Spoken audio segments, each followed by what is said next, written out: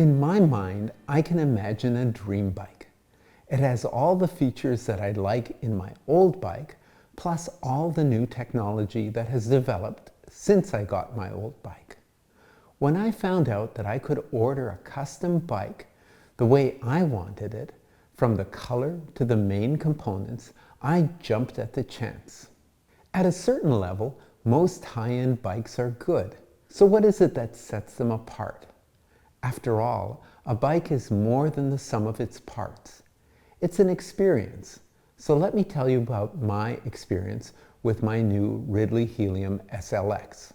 On my first ride, the most notable thing was a horrendous rattle coming from the bike every time I rode over even minor bumps in the road. Did I mention this bike has concealed cables? It sure gives it a cool look.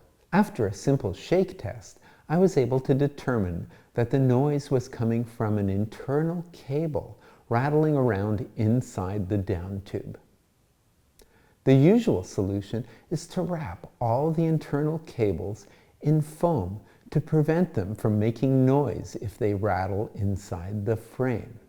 I removed the crankset, punched out the press-fit adapter for my Shimano bottom bracket, and looked inside the bottom bracket shell to reveal a rat's nest of cables dangling there. I examined the hydraulic rear brake cable. Sure enough, as per manufacturer's specifications, it was already wrapped inside a foam tube. I then noticed the Di2 junction box dangling there. Maybe that's the source of the rattle. As I moved it into position to wrap it in foam, I heard a clack further up the down tube. I disconnected the electronic cable from the junction box. Whenever I moved that cable, it clacked. That's it. I managed to slip a 40-centimeter length of foam tubing over the cable. I reconnected the junction box, reinstalled the bottom bracket and crankset. Problem solved. A quiet ride now. So with the cool, sleek look of internally routed cables, there still are a few other potential problems. Like, what if I had to adjust the stack height on my handlebars? Fortunately, the stack height on this bike was already set at a height that was perfect for me. Because the handlebars are essentially immobile, I won't be able to take them off to fit this bike in my hard shell travel case. There are protective bags available that allow you to pack your bike without removing the handlebars. So that's what I'll do. After 3,000 kilometers, this is my review. First of all, you have to understand my expectations. Responsiveness, comfort, coolness, quality, and lightness. Responsiveness. The bike has to respond to my commands. Pedal, it goes. Brake, it stops. Click, it shifts. The high-quality carbon frame does a great job of transferring power to the pedals with minimal flex.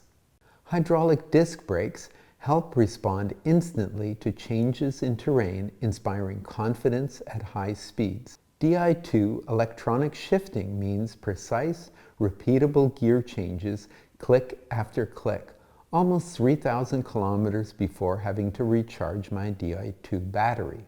Comfort. The compliant frame built for the cobbles of Paris-Roubaix, combined with the wheels that are wide section, make for a smooth and silky ride.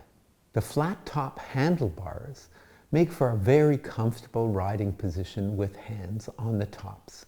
The geometry positions me similarly to my old bike, so I'm already used to riding in that position. Cool. It actually has to look cool. With its internally rotated cables and sleek aerodynamic look of its cockpit, it sure delivers there. Custom color. My choice of color, black.